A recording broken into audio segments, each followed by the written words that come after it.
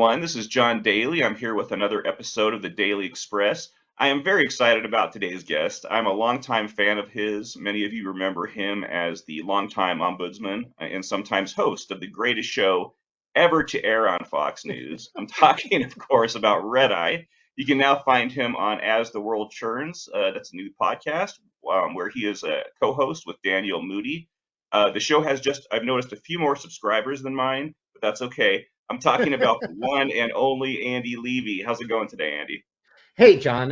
Thanks so much for having me. It's nice to actually talk to you after years of social media following. That's right. That's right. I've had a few nice DMs back and forth Yeah, over the yeah. years, and I'm glad to finally see you face to face like this. So this is great. Well, I thank you for joining me. It's great to have you on. Like I said, I've been a fan for a long time, and I wanted to start things off by talking a little about Red Eye. Since most of my audience does lean right, I'm guessing many people listening or watching to us are familiar with the show. It aired in Uh, the wee hours of the morning on Fox, and it was originally hosted by Greg Gutfeld, with you and Bill Schultz, of course, playing a very large part in it. Um, at the time, the show was unlike anything I had ever seen. You know, it was yeah. quick-witted, outrageous, full of satire. You had the perversely funny video clips, the innuendo all over the place, the masochistic treatment of Bill, of which I was a big fan. My wife was a huge fan. If any time Bill was abused, she just thought that was uproariously funny.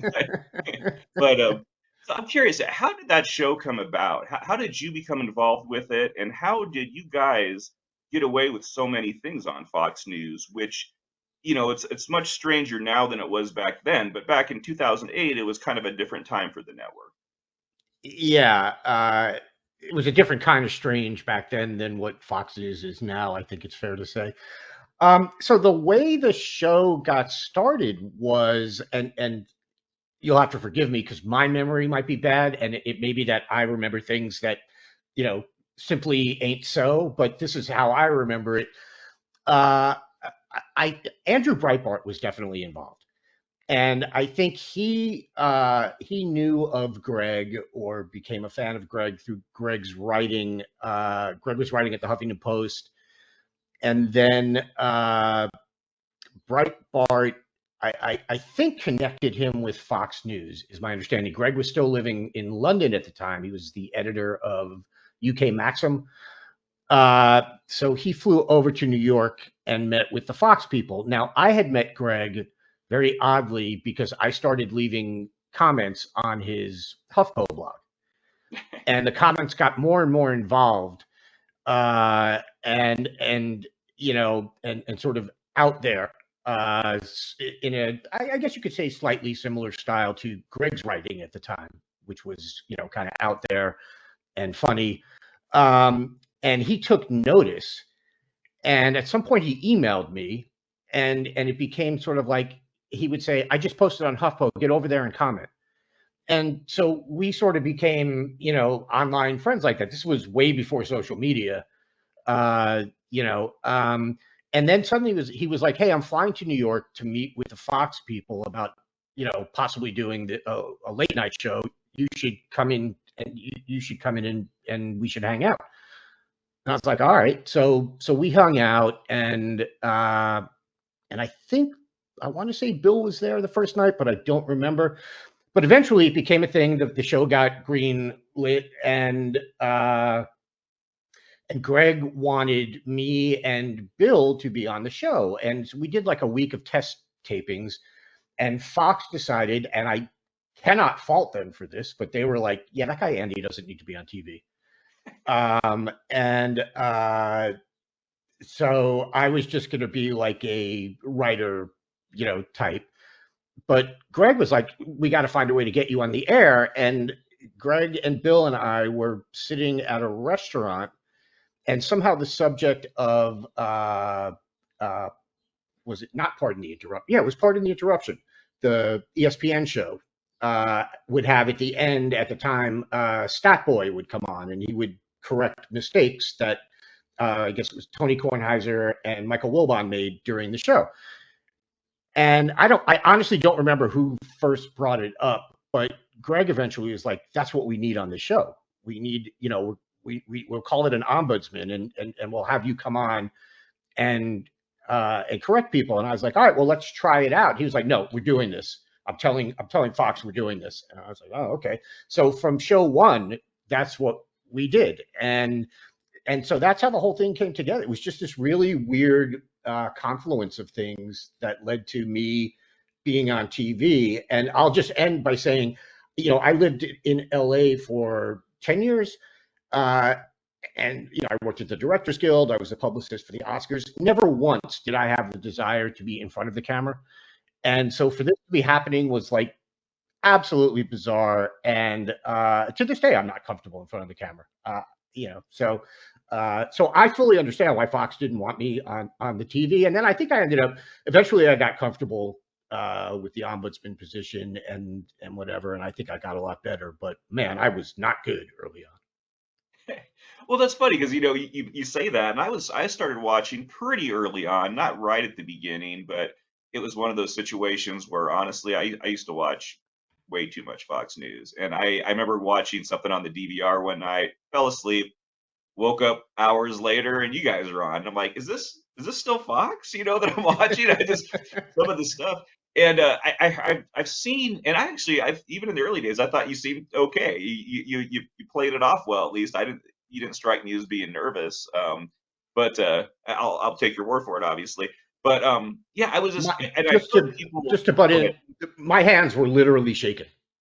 Like, I'm not exaggerating. They were down, but if they were up, you would have seen them doing that. Like, that's how nervous I was.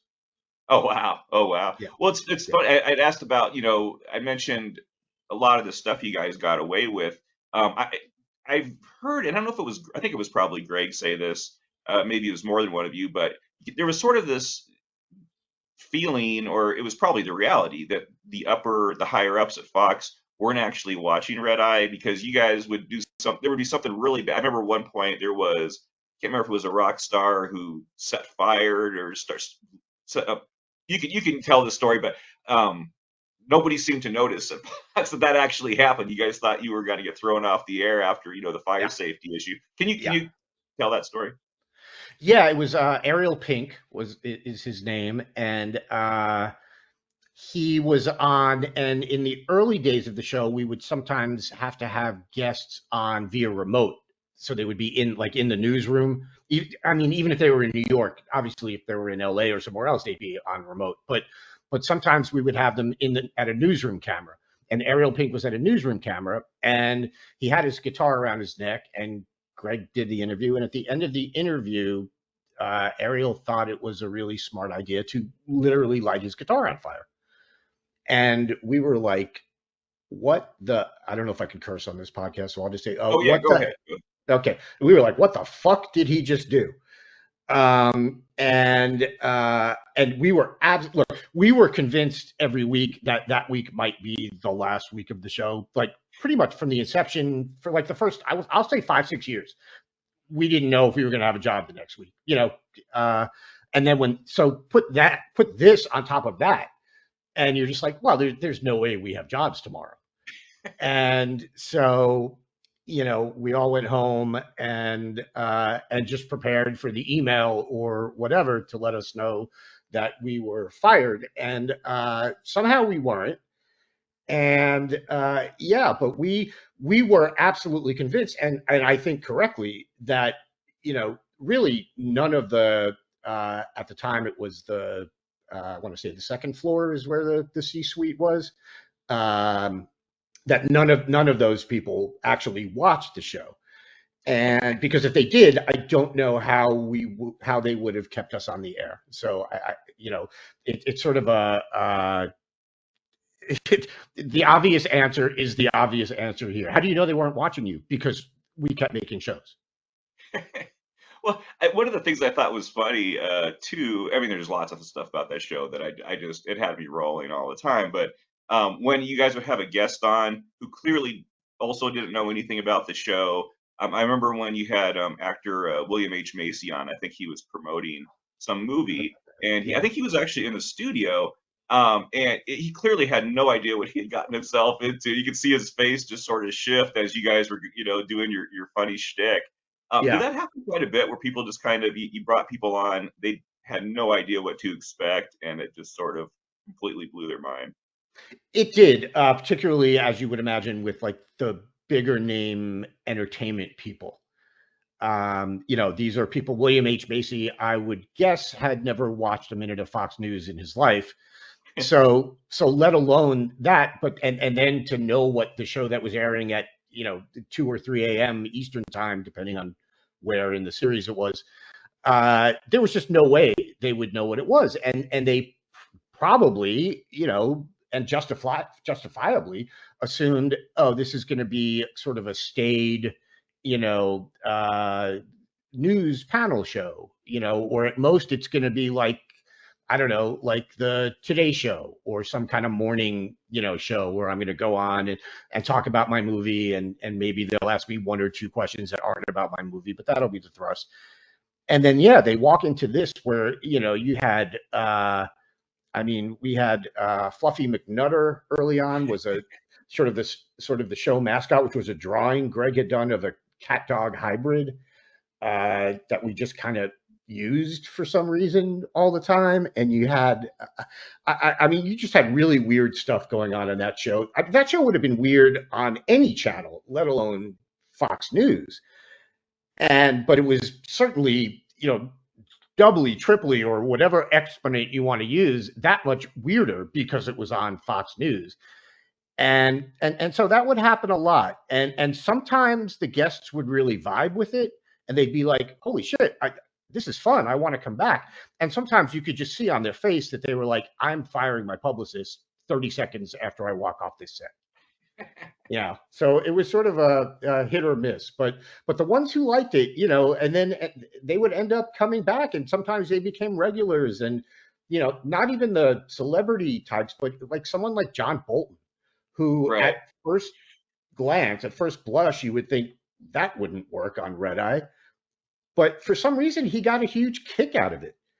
Oh, And he was like a kid on that show. He was yeah, just glowing the whole time. well, that and I loved watching. He was the president of Red Eye. You guys made yes, him, and yes, he just, that was, yeah. I thought that was so interesting, and I think that was true of a lot of other Fox News people that came on the show.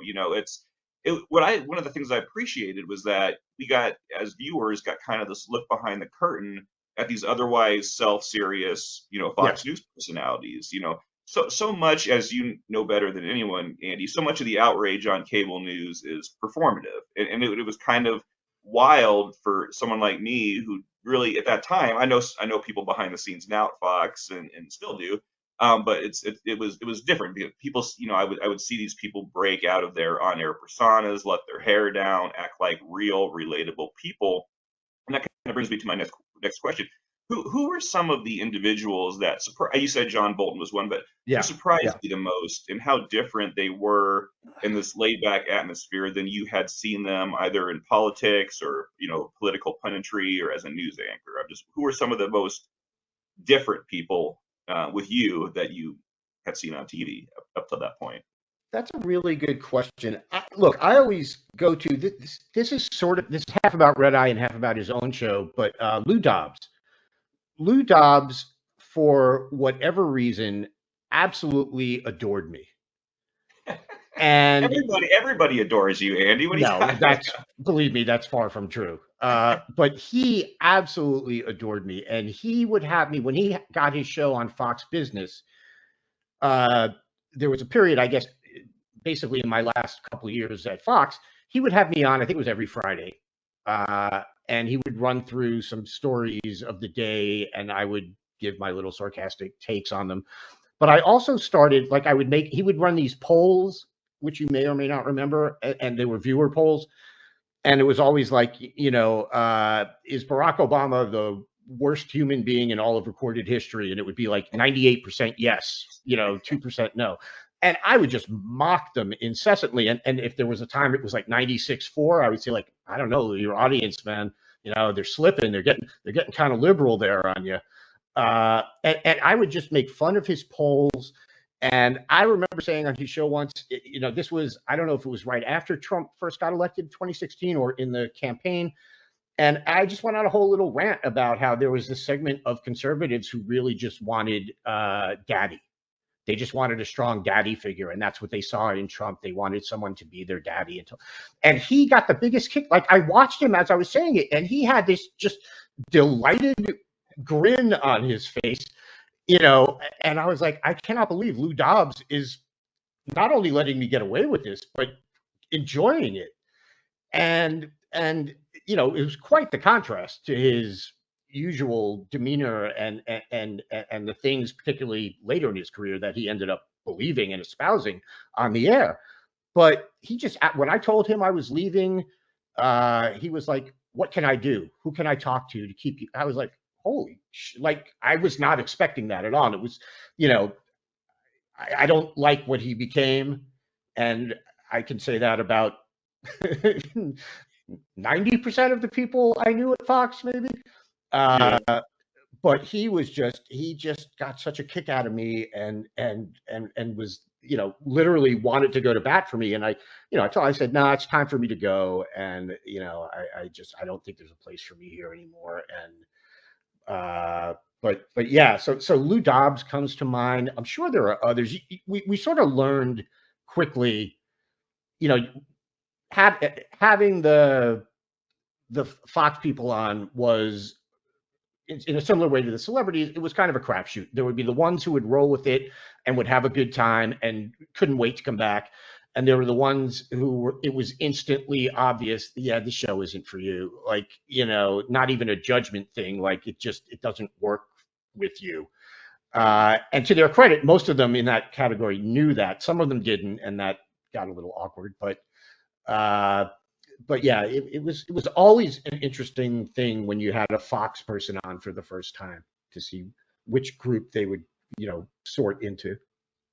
Yeah, I wanted to. My next question was actually kind of touches on something you just brought up. So when I look back at Red Eye, I see how many. I can't help but notice that how many lots of people associated with that show. You said 90% sort of disappointed you after that, but a lot of people on that show seemed fairly reasonable, at least reasonably stable, maybe back then. Yeah. Who later ended up going completely off the rails in the MAGA era. Tucker Carlson, Gavin McInnes, Jedediah Bila, just to name a few. I don't need you to comment on each one of those. That might be sort of awkward, but then others made what I think is a very obvious professional calculation to sell out for Donald Trump and the MAGA base. And one of the biggest disappointments on that front, at least for me, was Greg Gutfeld himself, who he went from, one of the most irreverent voices on Fox to one of the most servile and sycophantic. And he's become, to me, I think a lot of people share my opinion, but he's become everything he used to make fun of. And I think it's because he, like so many others before him, he held on there longer than a lot of people at Fox, but he saw what he needed to become to still have a future at the network, which was changing in the MAGA era. He went all in eventually with the necessary rebranding. Andy, do you care to comment on that conversion after that long buildup, or would you rather not? No, the only thing, well, not the only thing, but I'll start by saying it's always an interesting sort of game, in quotes, to try to figure out who is, who has changed and become a true believer, and who has changed because money, fame, whatever, anything else you want to put in that box. And, so there were people like Tucker Carlson for the longest time. I wasn't sure. And I would talk to, like, I'm still friendly with S.E. Cupp. And she knew Tucker very well. She wrote for the Daily Caller, and, they knew each other very well. And I knew Tucker very well, or fairly well anyway. And, he sent me a very nice email. When I left Fox and I actually joined S.E. Cupp's show on CNN HLN, he out of the blue sent me an email congratulating me and saying, that's I'm so happy for you, whatever.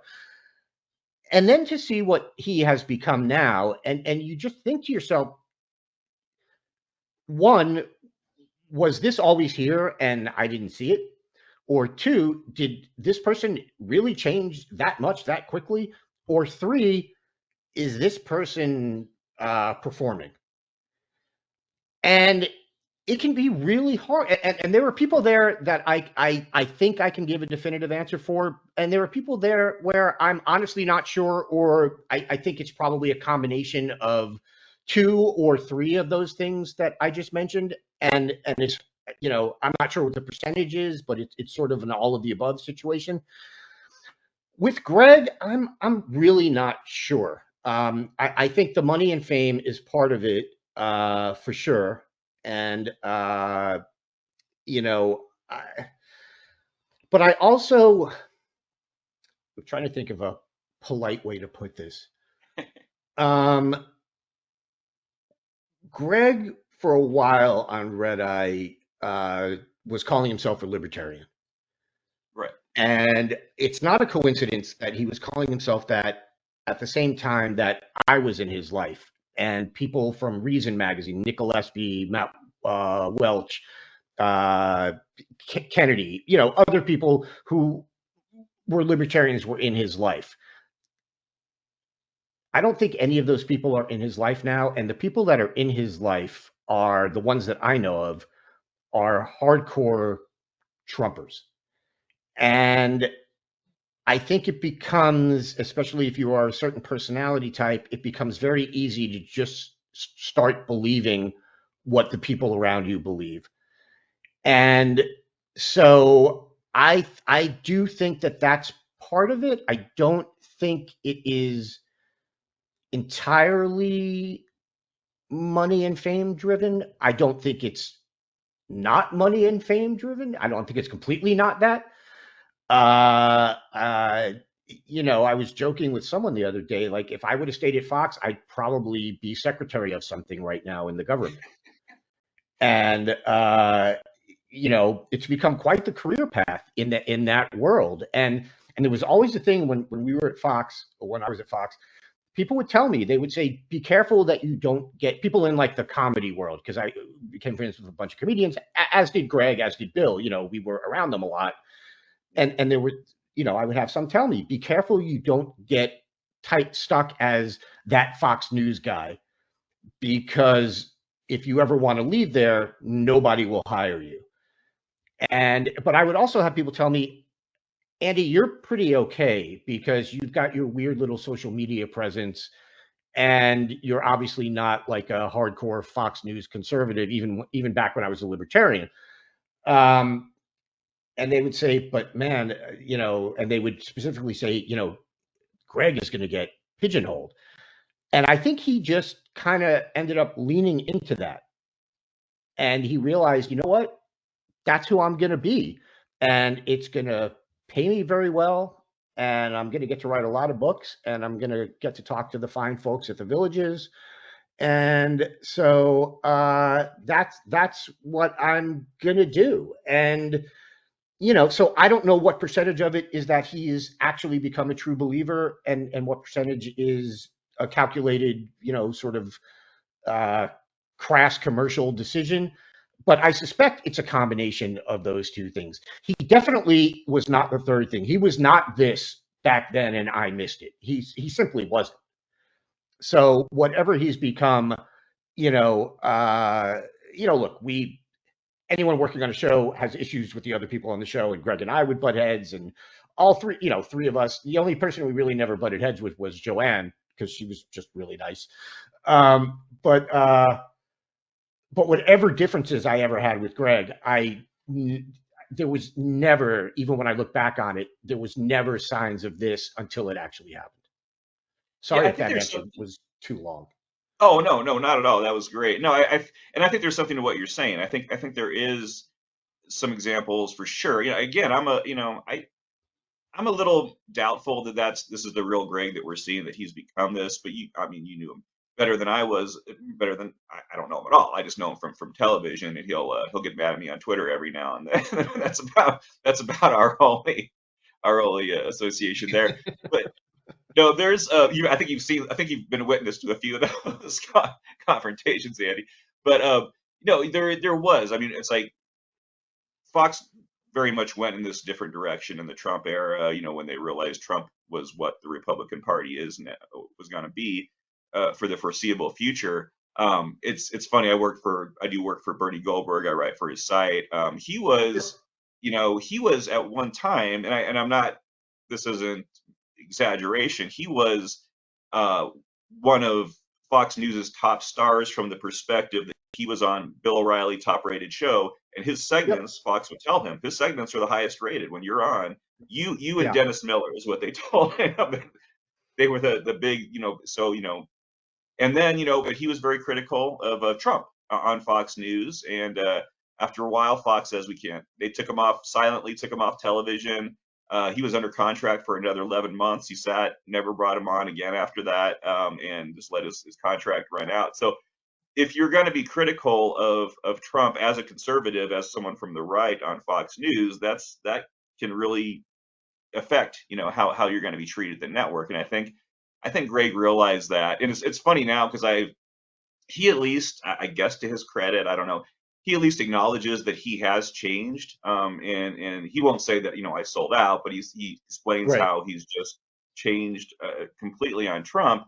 But it's funny, the other, a few weeks ago, maybe it was a few months ago now, I saw a little clip online where he sort of explained his rationale for that, and I thought it was interesting, but it was such a silly explanation. He essentially said that he went from, the never Trump to an always Trump for the same reason he initially didn't like some punk rock album that he ended up liking after listening to it later several more times.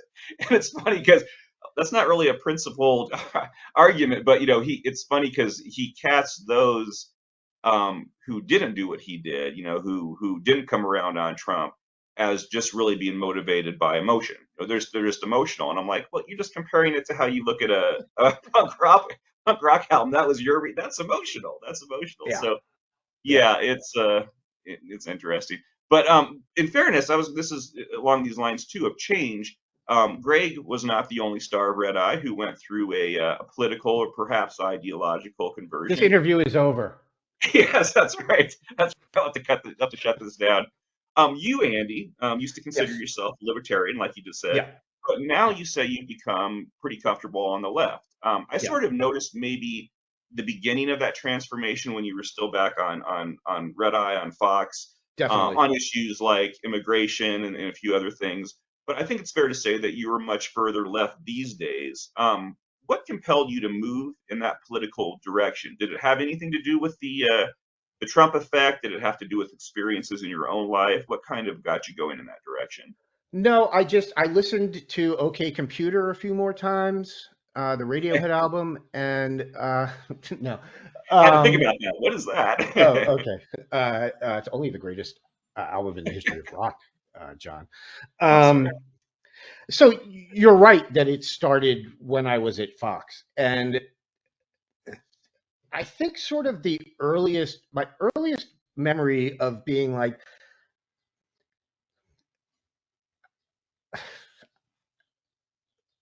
it was during this goes back a while, even before I sort of fully moved to the left.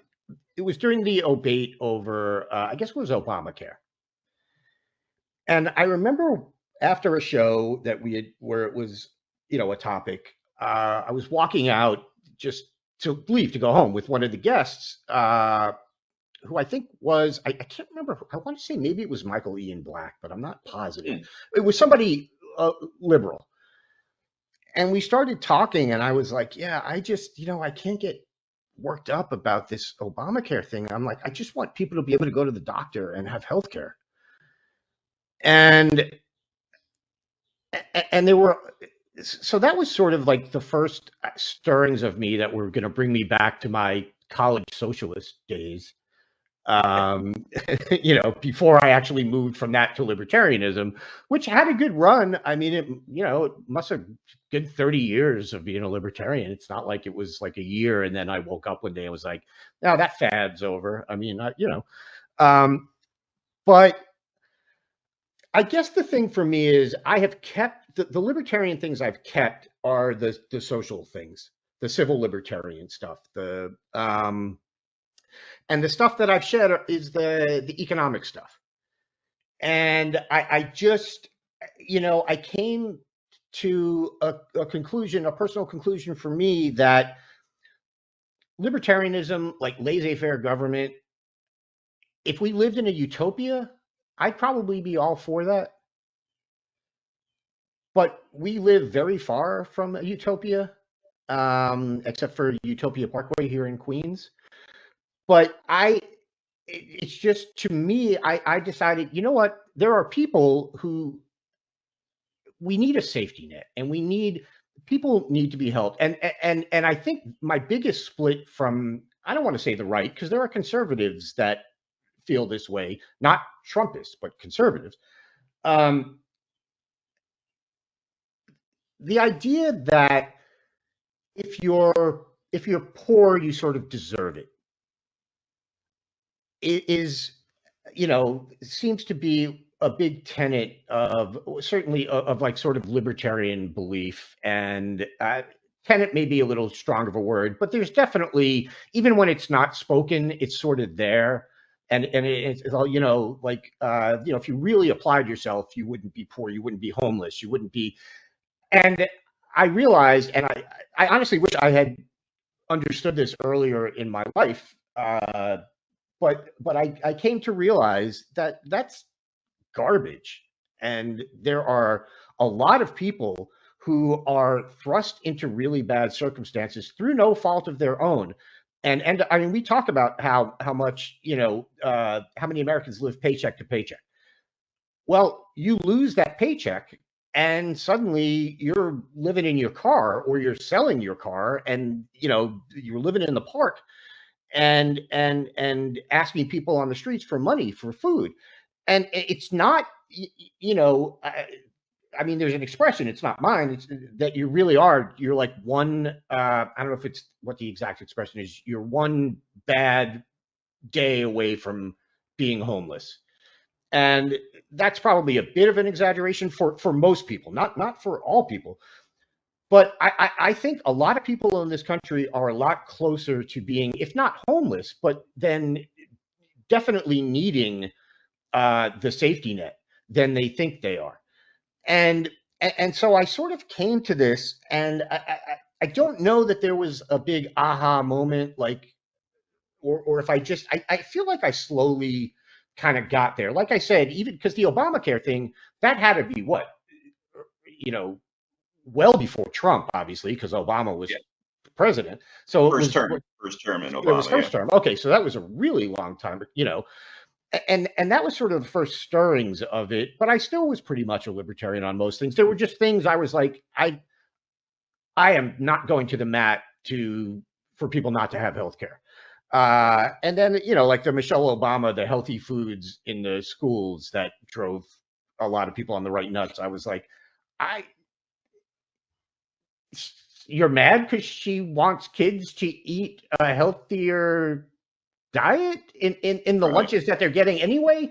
Like, it's not even like, it's not like you say they were going from nothing to suddenly you will eat this healthy lunch. It was just like, no, the kids that are already getting the school lunch benefit, maybe we could make that food a little healthier for them so that they live. And the outrage over that, I was like, really? That's like, even if you're a libertarian, like, that to me is like, that's the hill. That's even weirder than Stossel wanting to get rid of stoplights. It's just, it's just one of those bizarre things. And so I just slowly, I don't think any of it was in reaction to anything.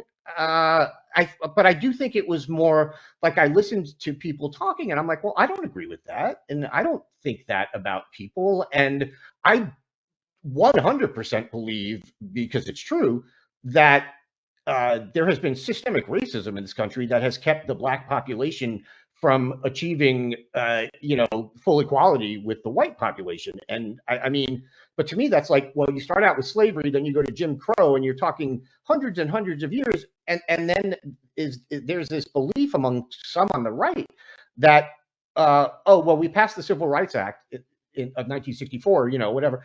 All of that is gone, and everything is now equal. It's like, no, go look up redlining, go look up a million different things. And so I had always had beliefs like that, even as like a libertarian, and they just became stronger.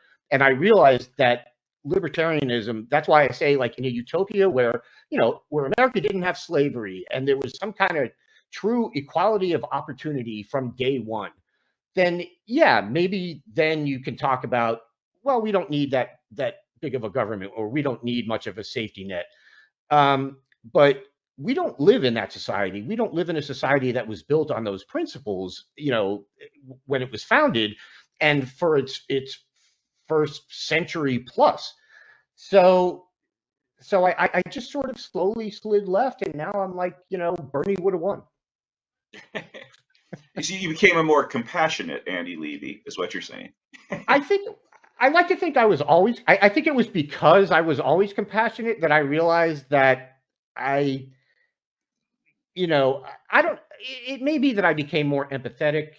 Maybe I know that we're not. That's a dirty word for MAGA, but I do think I do think there's a failure.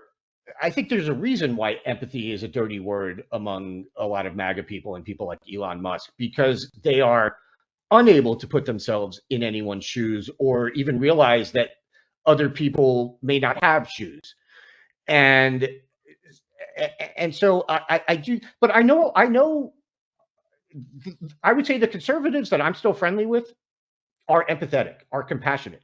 And not to get all George Bush on it, but and they always have been, and they may have differences of opinion with me, particularly now that I'm a lefty, about how best to solve these problems, but they recognize that these are problems, and that it's not, white men are not the most aggrieved class in America. And so I do think that empathy and compassion sort of led me further left, but that doesn't discount the fact that I do know, I can't say tons of, because most of the conservatives I knew are now MAGA people. Right. But I know plenty of conservative, compassionate conservative, and empathetic conservative people. So I don't want to insist that that's exclusively in the, a characteristic of people on the left. But I do think in my case, I can only speak for myself. It did lead me to thinking we got to do more to help people out. And by we, I mean the government. I don't mean, the Koch brothers. So, Right. No, that's a good explanation, and I think you're right. I mean, I a lot of people on the right, I remember back in the day, sort of objected. I think it was Bush who said, was it compassionate conservatism? That was a I think phrase. was it W, or was I it? think it was W. I think it was W. Yeah. I never, and I guess people saw that, took, some on the right sort of took that as an insult. I guess I never did. I kind of think of myself as a compassionate conservative. I mean, Sure. and one of the reasons I'm no longer a Republican, I didn't go along with the MAGA stuff, is because there is a lack of compassion. There was sort of this high that comes off of really, thumbing some people in the eyes, and it Yeah. was, you see that phrase there from time to time, the cruelty is the point, or something, there's something to that. I mean, we Absolutely. Republicans chose Donald Trump a few times now, and he's kind of the antithesis of compassion, I think. But Yeah. so I wanted to go move on to so after Red Eye, Andy, you went to, as you mentioned, Headline News for a bit and worked on Yeah. SC Cup Unfiltered. I was Yeah. actually I was featured on that show a couple of times in name, which was I appreciated it. I thought that was pretty cool. My wife thought it was pretty cool too. Was But that for me? I'm trying to remember. yeah, you brought Okay. it. I think you Okay. actually um, put on something I posted on Twitter, and then there was something else too. But it was very exciting for me. I'm not well known in on cable news, so that was kind of cool. But then you went on. You after that you hosted the New Abnormal podcast with the Daily Beast. Now you are co-hosting as the World Churns, the different podcast. What can people hear if they tune into as the World Churns? What do you guys talk about over there? They can hear a couple of lefties yelling at them. Yes. Uh, no, it's we did the. I would like to point out that there was a gap between the SE Cup show and me joining the New Abnormal during which it was like 2 years where I did not want to hear jack shit about politics. I And don't blame you. I was so happy to not be talking about politics. And I think my complexion was better for those 2 years. And, but no, but then, I really had been out of the game, and I had decided I did not want to do TV anymore. And, I think one of the phrases I used in my bio, my hi, this is Andy Levy bio for the New Abnormal, was a former Fox News guy and current cable news conscientious objector. Like I don't watch it at all. If there's something going on, like a speech that I need to watch, C-SPAN. Where are you, C-SPAN? I have to hit the guide to find out where C-SPAN is. But I cannot watch cable news, and it, but so anyway, Molly Johnfast was kind of like, hey, I'd like you to, come on the New Abnormal as a guest, and maybe with an eye towards you being my new co-host. I was like, okay. And so I did it, and it was actually fun. And I figured it would be fun because, well, first of all, there was no video component. And one thing I had learned is I am much more comfortable behind a microphone than I am, or in front of a microphone than in front of a camera. And I discovered this after Red Eye got canceled. Fox News had me and Tom Shalhoub, who was the host of Red Eye at the time it got canceled. They had us filling in, like long-term filling in for, I can't remember who it was, on Fox News Radio. We were co-hosting Fox News Radio. And then sometimes we would do it ourselves, just one of us. And they eventually, they offered me the job full time to host the radio show by myself. And I was just about to accept it. I had like a year and a half left on my contract. And then SE approached me, and she was like, I'm putting together this new show. I'd love for you to come in and meet the producers. I think we'd be great together, on the show. And so I did that, and that turned out to be a go. And then I told the Fox News, I went and met with the lawyer at Fox News. I said, I'd kind of like to be let out of my contract. And I told them where I was going.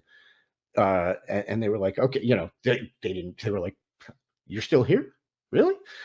Well, because the funny thing was they signed me to a new 2-year deal, and then 6 months later canceled Red Eye.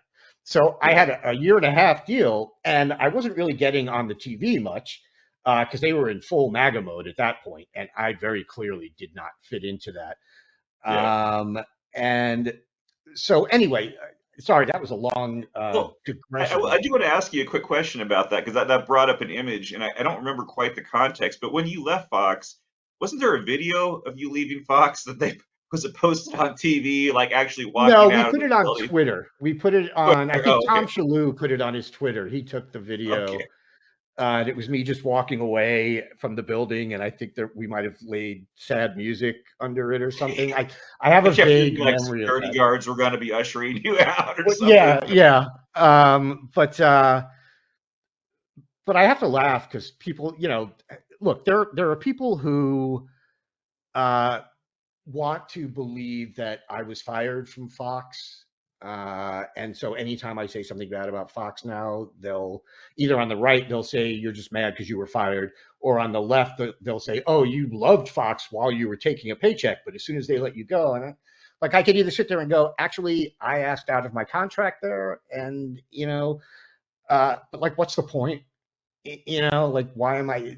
These are not people I know. It's the social media trap where you're like, how dare you say this untrue thing about me? Or I could just be like, oh, there's a block button right there. But it does strike me funny because I'll get it from both, occasionally from people on the left, and I'll get it occasionally from people on the right. Not so much these days. It's been a long time now, but this was like, when I first left.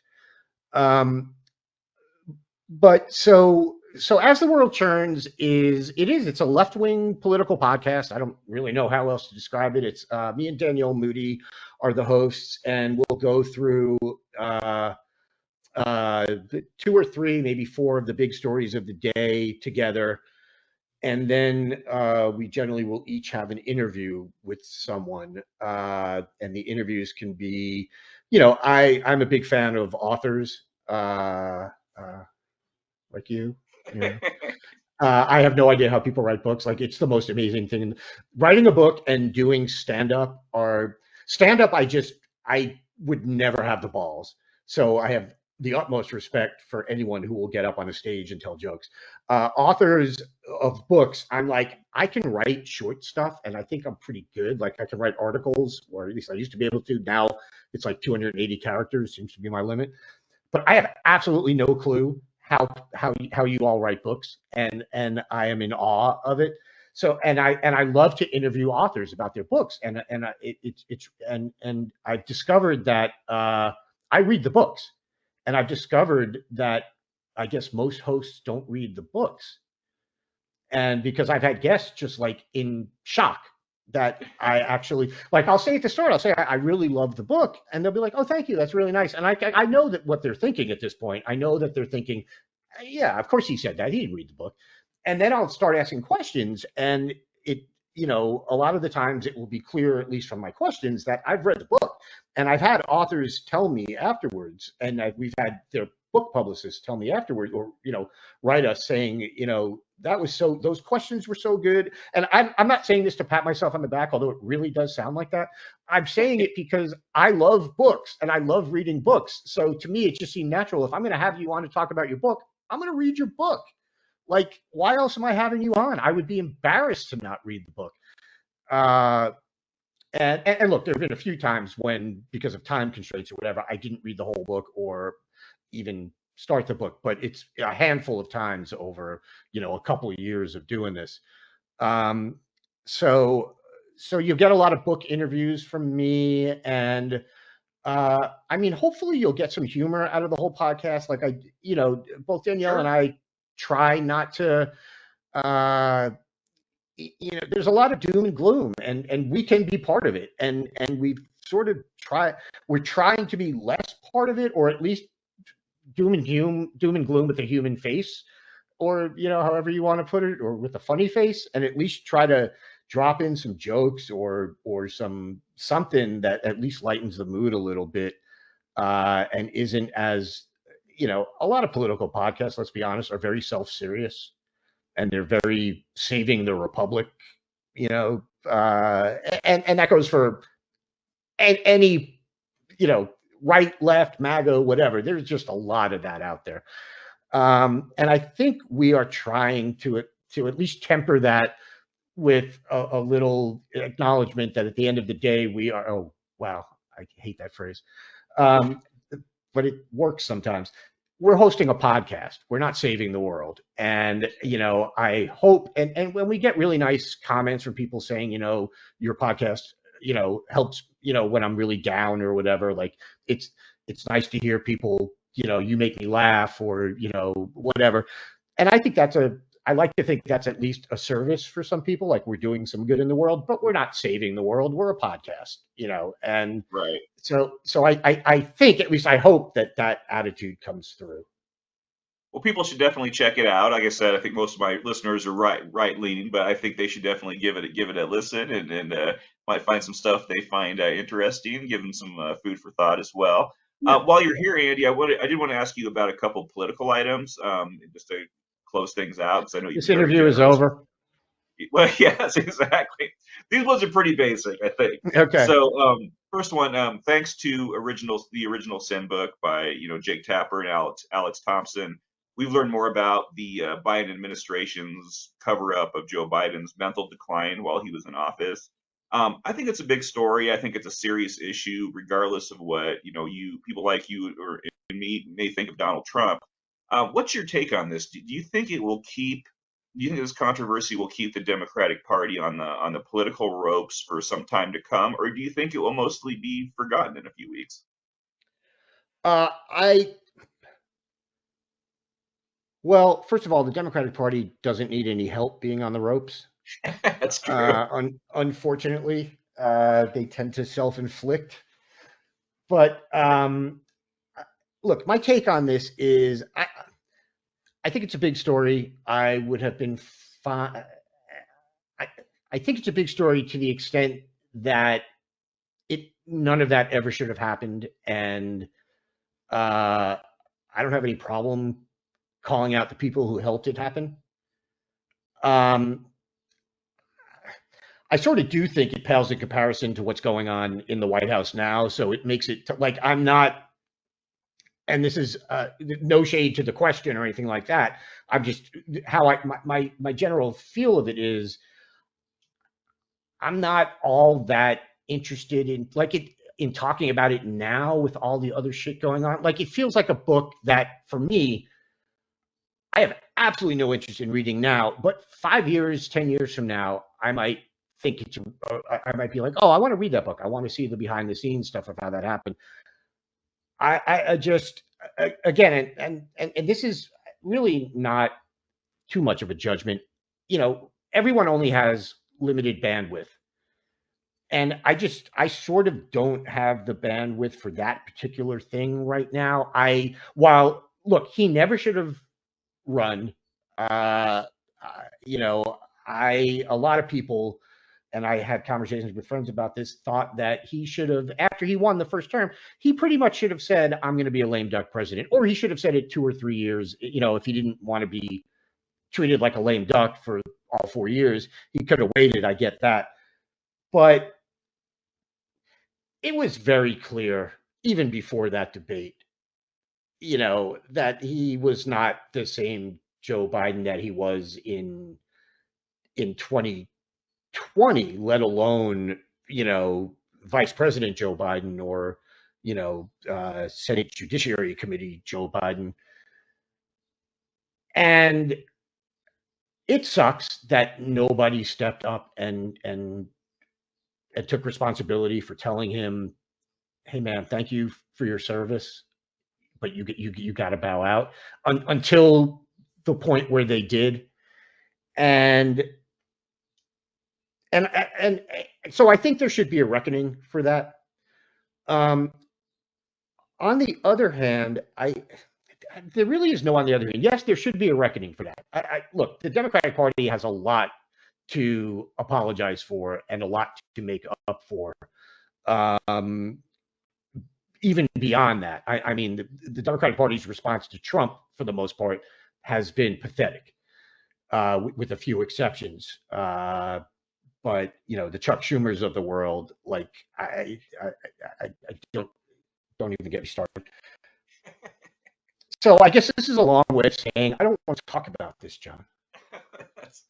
No, I get it. It's one of those. I think Biden could have done himself, put himself in a very positive light in history books if even like 2 years in to his presidency said, you know, I'm not going to run again. It's time for something else.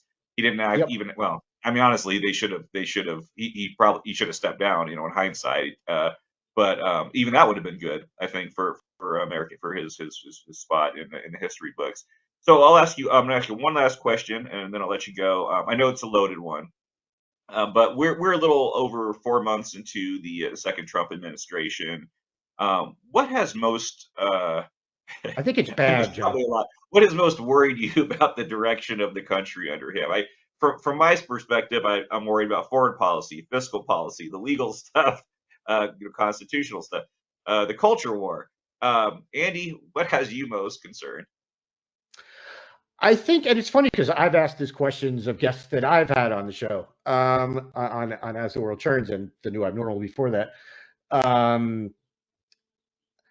I think it's probably, there's just so much of it, but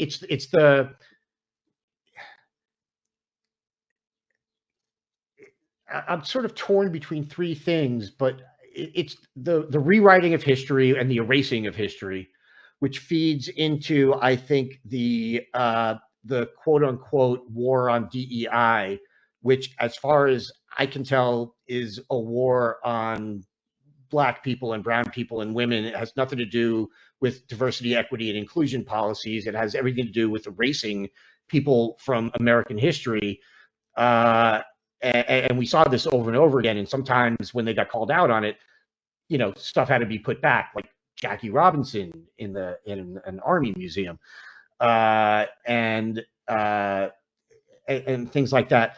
So I think that's really dangerous, and I think that does couple with the outright distaste for, or even sort of hatred for, I guess, to use the term, the other. And in this case, it's pretty much anyone who's not a white Christian. I do think has to be looking at themselves in this country as the other, and even white Christian women, I would say, have to be looking at themselves as considered the other. And it's just, it's sort of like you were saying earlier, the old Adam Serwer thing that's become a cliche, but it was, when he said it, it became a cliche for a reason, because people were using it. The cruelty is the point. It feels like a lot of the policies of this administration boil down to the othering is the point. And othering is one of those words that I know is sort of a lefty, it sounds sort of academic. I don't really think it is, but I think it's a good word for just describing making people, or making classes of people not, it goes back to Sarah Palin's Real Americans.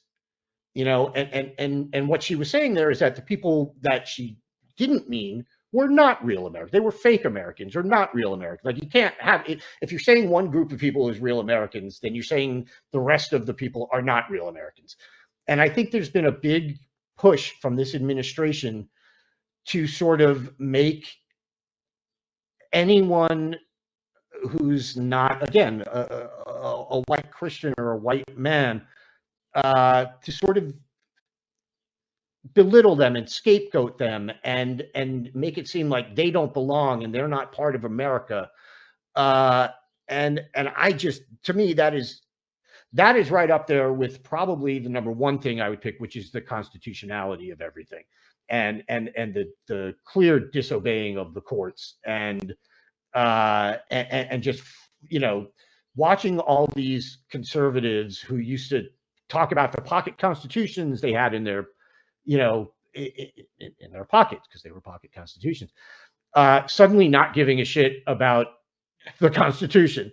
And I think I posted something like this a while back on Blue Sky. I said, one thing I know is when this is all over, I do not want to hear shit about the Constitution from conservatives anymore.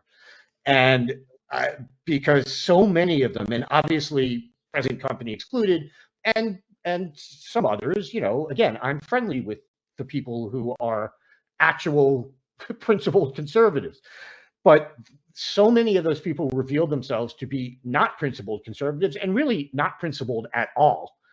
And I remember Eric Bolling at Fox was the big pocket Constitution guy. He would take it out on the air on the 5, and now he could not be a bigger MAGA guy, supporting every move Donald Trump makes, regardless of whether it's unconstitutional or not.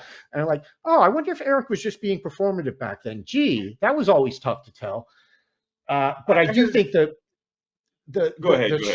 No, I'll just, the shredding of the Constitution, which is what we're seeing a lot of, I think ultimately may be the most damaging to, oh God, and now I just thought of all the health and science stuff they're doing. I can't. I mean, I talked to an emergency room doc a couple weeks ago. I said, okay, best case scenario, and obviously, remember a lot of Lefty podcasts, best case scenario, Democrat wins in 2028 and becomes president. How long does it take to fix everything, in the public health sphere and the healthcare system? And he said, a generation. I was like, it's oh, wild, because it's wild that was sort of an afterthought among all these other things. I know. Because I can't keep them all in my head. I know. Right. I know. So anyway, I'm sorry for picking 4 basically when you wanted 1, but oh no, trust me, I get it. I write about a lot of these same things all the time, and it's got me concerned. It used to be, where you say, well, at least they're, trying to rein in spending, or Republicans, like, right. no. Right. So yeah, it's a tough time. So, Yeah, but Andy, like I said, you've been very generous with your time. I'm glad this finally happened. I've been trying to me make too. it happen for a while, and I'm glad I got you on here. This has been awesome. Um, People can check you out over at the As the World Churns podcast. I'll put the link in the show notes.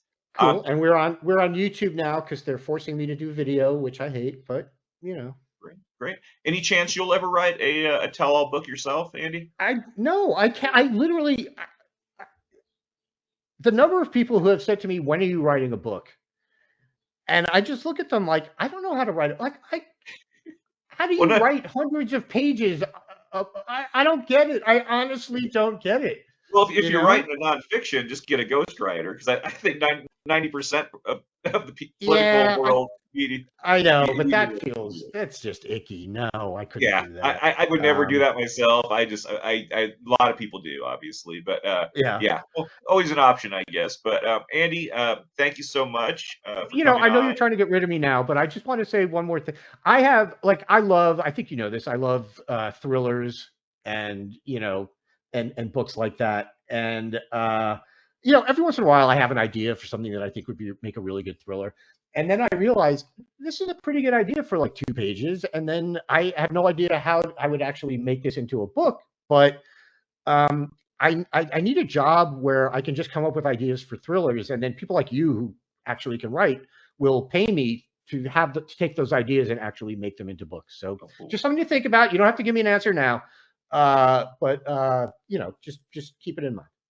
I will do that. I will do that. Andy's a idea man for hire on thrillers, so Exactly. that's Exactly. great. Well, thanks again, Andy, and I hope you have a great rest of your day. Thanks. You too, John. I really appreciate you having me on, man.